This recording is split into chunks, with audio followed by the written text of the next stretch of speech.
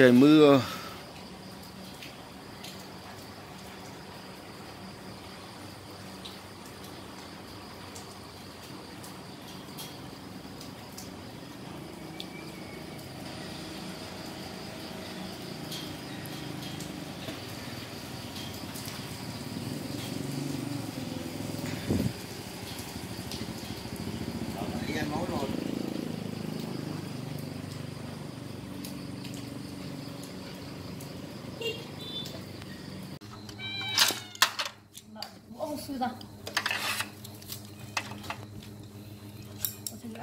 Thịt lợn quay,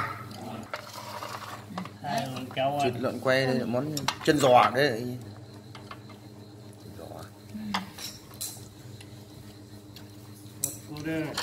Ăn cơm. Này nó quay cái món này ấy phết nhỉ. Là dưới thấy Giòn á.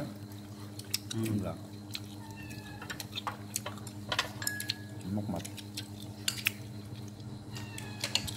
trứng đã có cái này Dưa này ăn mấy cái món này không trúng ngấy.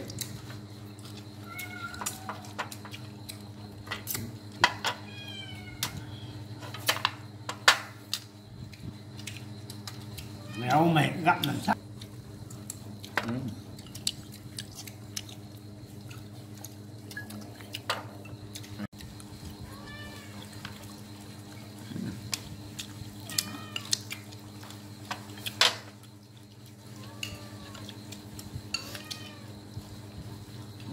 Thử gọi coi chấm coi luôn. Trong người này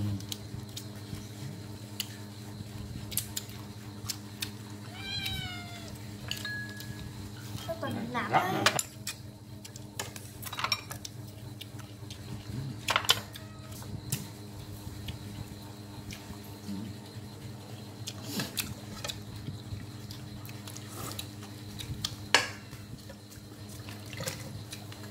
nó tươi nhỏ như vậy.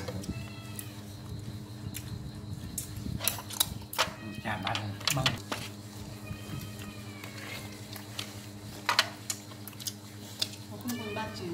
Không phải cho không thái à?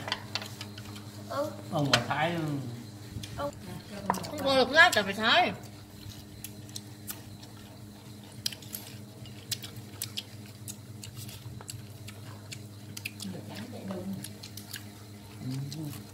Ra biết. Ra uống cắm rồi.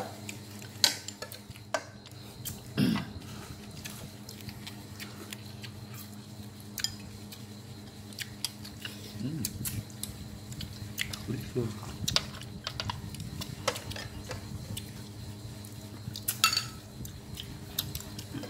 Nó ngọt.